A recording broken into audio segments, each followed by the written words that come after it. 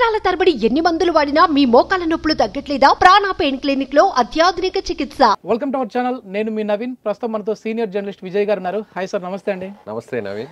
ఏంటి సార్, మొత్తానికి రిజల్ట్స్ చూస్తూ ఉంటే ఆంధ్రప్రదేశ్కి వచ్చిన అంటే టీడీపీ ఎన్డీఏ కూటమికి వచ్చిన రిజల్ట్ చూస్తూ ఉంటే ప్రజలందరూ కూడా ఆంధ్రప్రదేశ్కి ఒకే ఒక రాజధాని, అది అమరావతి ఉండాలని తేల్చేసినట్లుగా తెలుస్తూ ఉంది. 100%. సో కుప్పం ప్రజలు కూడా ఈరోజు బాబు గారు ముఖ్యమంత్రి హోదాలో వెళ్తే, అంటే నిన్న వెళ్ళారు పర్యటనకి, మహిళలు, కుప్పంకి సంబంధించిన మహిళలు దాదాపుగా 4.5 కోటి విరాళాలు ఇచ్చారు సార్. అంటే అభివృద్ధి ఖచ్చితంగా అమరావతిలో జరగాలి.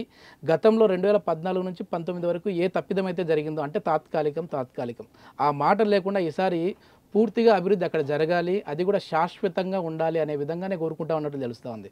సో ఎట్లా చూడొచ్చు ఇది? అంటే అక్కడికి కుప్పం మహిళలు వచ్చేసి 4.5 కోటి విరాళాలు ఇవ్వడం అనేది. అంటే 2 రోజుల పర్యటన, అంటే చంద్రబాబు నాయుడు గారు ముఖ్యమంత్రిగా గెలిచిన తర్వాత ఆయన తన సొంత నియోజకవర్గాన్ని కుప్పంకి వెళ్ళారు. గతంలో వైసీపీ వైనాట్ కుప్పం, వైనాట్ 175 అనేటువంటి నినాదాన్ని తీసుకొచ్చింది. కుప్పంలో కూడా ఎందుకు గెలవకూడదు అంటూ కూడా పదే పదే అప్పటి సీఎం జగన్మోహన్ రెడ్డి చెప్తూ వచ్చారు. అక్కడ ఉన్నటువంటి నాయకులు కూడా అదే చెప్పారు.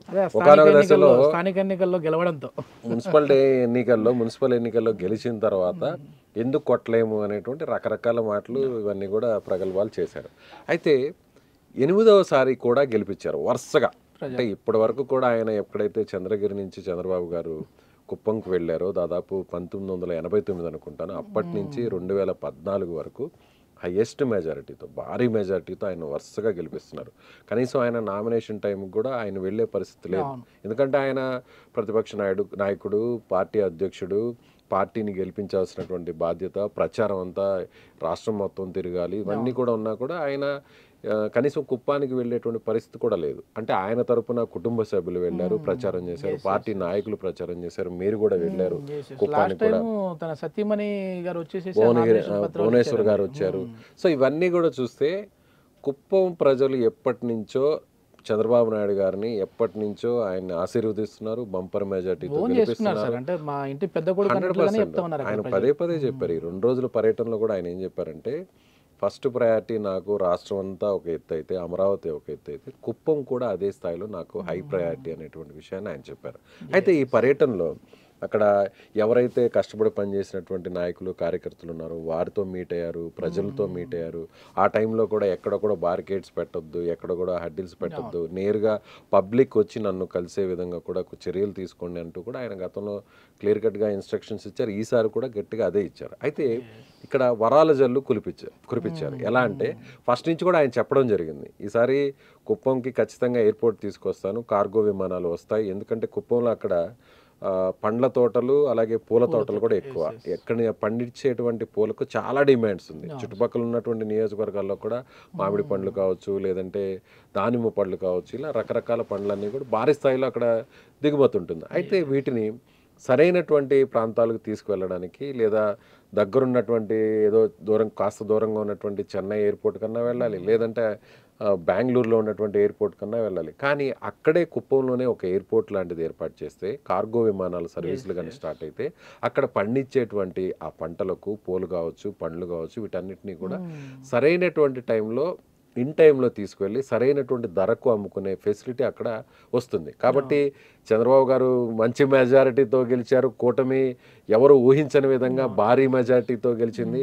సో అనుకున్న స్థాయిలో, అందులో కేంద్ర విమానయాన శాఖ మంత్రిగా మన తెలుగు వ్యక్తి, మన రామ్మోహన్ నాయుడు గారు, శ్రీకాకుళం ఎంపీ ఉన్న ఆయన మంత్రి అయ్యారు. ఇప్పుడు మనం ఏది అడిగినా కూడా ఇచ్చే పరిస్థితిలో కేంద్రం ఉంది. మన బలం కూడా అదే స్థాయిలో ఇప్పుడు కేంద్రంలో ఉంది. కాబట్టి మన అవసరం కూడా వారికి ఉంది. కాబట్టి ఖచ్చితంగా కుప్పానికైతే మాత్రం చంద్రబాబు గారు ఏ హామీలు ఇచ్చారో ఆ హామీలన్నీ కూడా నెరవేరుతాయి. ఖచ్చితంగా ఎయిర్పోర్ట్ కూడా వస్తుందనేటువంటి నమ్మకం అయితే అందరికీ ఉంది. అయితే 100% స్టార్ట్ చేసింది. అంటే ట్రయల్ వర్షన్ తీసుకున్నారు కదా, సో అది కూడా కుప్పం నుంచే చేశారు. ఎస్, అంటే కుప్పానికి నీటి సరఫరా, అంటే అక్కడ పంటలు, ఆరుతడి పంటలు ఉంటాయి. అక్కడ పడేటువంటి వర్షాన్ని ఆధారం చేసుకొని అక్కడ పూల తోటలు కావచ్చు, లేదంటే పండ్ల తోటలు, ఇవన్నీ కూడా వస్తుంటాయి. అయితే అక్కడ ఉన్న క్లైమేట్కి సరైనటువంటి నీళ్ళ సదుపాయం కానీ కల్పిస్తే భారీ స్థాయిలో పంటలు పండుతాయి. ఎవరు ఊహించిన విధంగా అక్కడంతా కూడా హార్టికల్చర్ డెవలప్ అవుతుంది.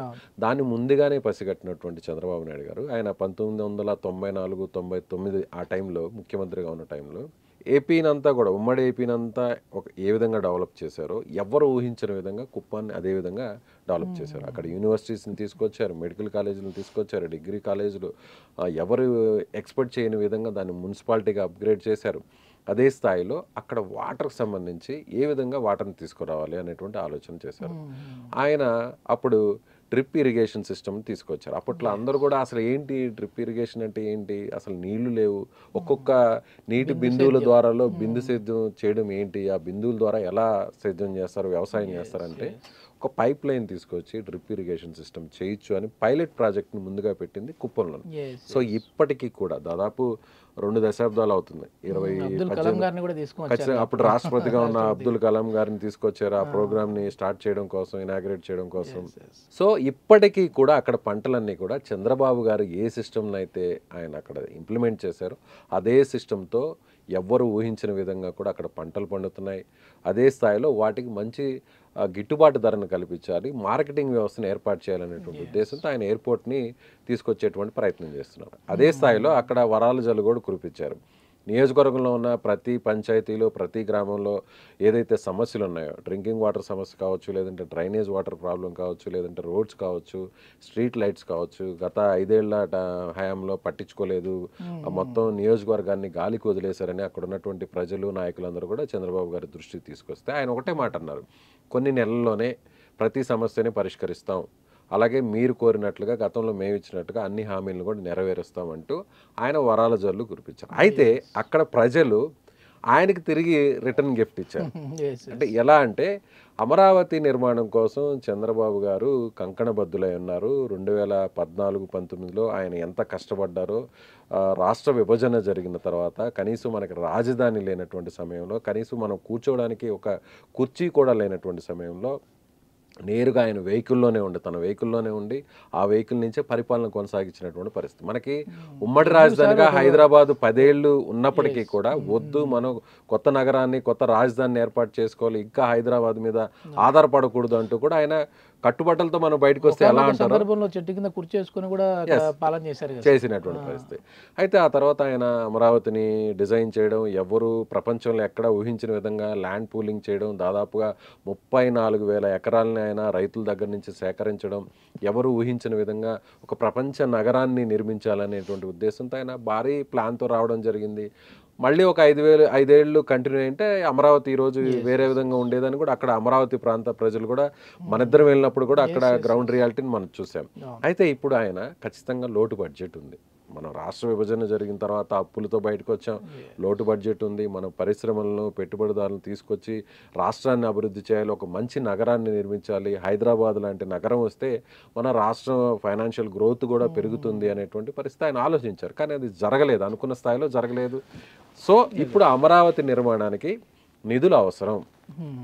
కేంద్రం నుంచి వచ్చేటువంటి నిధులు కావచ్చు, బయట నుంచి వచ్చేటువంటి పెట్టుబడులు కావచ్చు, ఎలా చూసినా కూడా నిధులు అవసరం. కాబట్టి మహిళలు, అక్కడ ఉన్నటువంటి మహిళలు ముందుకొచ్చారు. డ్వాక్రా సంఘాలకు సంబంధించినటువంటి మహిళలు దాదాపుగా 4.5-4.5 కోట్లను విరాళంగా అమరావతికి ఇవ్వడం జరిగింది. అది స్వయంగా కుప్పంలోనే చిత్తూరు జిల్లా ఆ గ్రూప్ సంబంధించినటువంటి ఉమెన్స్ అంతా కూడా, ఆ మహిళలందరూ కూడా నేరుగా ఆ చెక్కును కూడా అందించారు. అదేవిధంగా ఒక మెడికల్ MBBS చదువుతున్నటువంటి ఒక స్టూడెంట్, ఒక అమ్మాయి కూడా విద్యార్థిని 25 లక్షల రూపాయలను కూడా చంద్రబాబు గారికి ఇవ్వడం జరిగింది. పొలాలు అమ్మి మరీ ఇస్తా ఉన్నారు సార్ అభివృద్ధి కోసం. అంటే ఇప్పుడు రాష్ట్రం ఎవరు ఊహించిన విధంగా డెవలప్ అవ్వాలంటే, రాష్ట్ర ఆర్థిక పరిస్థితి పెరగాలంటే, ఉద్యోగ అవకాశాలు రావాలంటే, పరిశ్రమలు రావాలంటే, విదేశీ పెట్టుబడులు రావాలంటే ఒక మహానగరం అవసరం. అది ఒక్క అమరావతి అయితేనే సాధ్యమవుతుంది.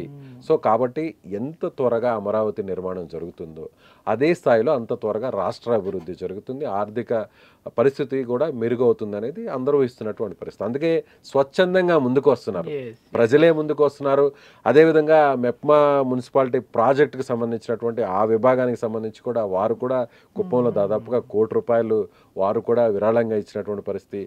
దీన్ని ఒక రోల్ మోడల్గా తీసుకొని చాలా కంపెనీస్ కూడా ఇంకా రాబోతాయి.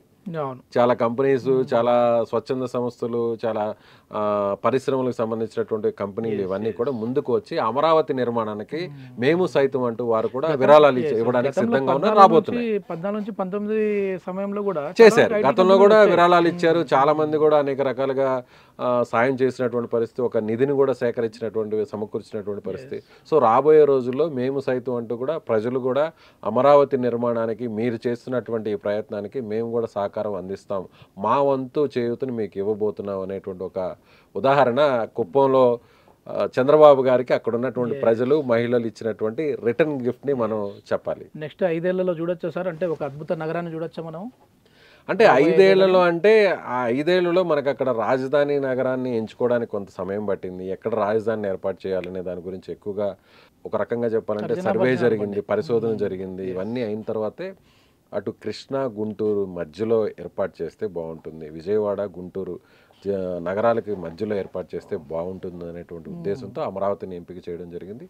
ఆ తర్వాత ల్యాండ్ పూలింగ్ చేయడం, అందుకు తగ్గ అవసరమైనటువంటి భూములను సేకరించడం, రైతులను ఒప్పించడం, ఇవన్నీ కూడా జరిగాయి. అయితే ప్రస్తుతానికైతే పాలన జరగాలి కాబట్టి తాత్కాలికంగా కొంత అక్కడ సచివాలయాన్ని నిర్మించారు, అలాగే శాసనసభను నిర్మించారు, అలాగే ఐఏఎస్లు ఐపీఎస్లు, అలాగే ఎమ్మెల్సీలు ఎమ్మెల్యేలు ఇతర, అలాగే హైకోర్టు కూడా ఆల్రెడీ మనకి నిర్మాణం పూర్తి స్థాయిలో గతంలోనే జరిగినటువంటి పరిస్థితి చూసాం. అయితే అనుకున్న స్థాయిలో అదే గవర్నమెంట్ ఒకవేళ వైసీపీ వచ్చింది, వైసీపీ కూడా దాన్నే కంటిన్యూ చేసి ఉంటే ఈరోజు అమరావతి పరిస్థితి, మన రాజధాని పరిస్థితి వేరే విధంగా ఉండేది. ఇప్పటికీ కూడా గతం వరకు కూడా గత 5 ఏళ్ళు కూడా ఏపీకి రాజధాని ఏది అంటే కనీసం విద్యార్థులు కూడా చెప్పలేనటువంటి పరిస్థితి. 3 రాజధానులనే నినాదాన్ని తీసుకొచ్చారు. సో అట్లా అమరావతి వెనక్కి పోయింది. దాదాపుగా అక్కడ ఉన్నటువంటి నిర్మాణాలన్నీ కూడా పూర్తి స్థాయిలో అక్కడ ఆగిపోయి ఎక్కడ వేసిన గొంగలు ఎక్కడే అన్నట్టు ఆగిపోయింది. అయితే ఇప్పుడు ప్రభుత్వం రావడం, కూటమి ప్రభుత్వం రావడం మనం చాలా కీలకంగా కేంద్రంలో ఉండడంతో అమరావతికి రాబోయేటువంటి బడ్జెట్లో భారీ స్థాయిలో కేంద్రం నిధులు విడుదల చేయబోతుంది. ఎవరు ఊహించిన విధంగా అమరావతి డెవలప్ అవుతుంది. 5 ఏళ్లలో కాకపోయినా రాబోయేటువంటి ఒక 10 ఏళ్ళలో అయితే మాత్రం పూర్తి స్థాయిలో అనుకున్న స్థాయిలో ఒక మహానగరంగా అయితే మాత్రం అమరావతి అయితే ఏర్పడుతుంది. అయితే ఈ 5 ఏళ్ల కాలంలో అయితే కొంత స్థాయిలో అయితే మాత్రం డెవలప్ అవుతుంది ఖచ్చితంగా చెప్పవచ్చు. చూద్దాం సార్, ఎందుకంటే ప్రజలందరూ కూడా స్వచ్ఛందంగా వచ్చి విరాళాలు ఇస్తా ఉన్నారు కాబట్టి మరింత అభివృద్ధి జరగాలని చెప్పి కోరుకుందాం. థ్యాంక్ యూ అండి. Thank you. Right Naveen. Suman టీవీలో మీ పర్సనల్ అండ్ బిజినెస్ ప్రమోషన్స్ కోసం కింది నెంబర్కి కాంటాక్ట్ చేయండి.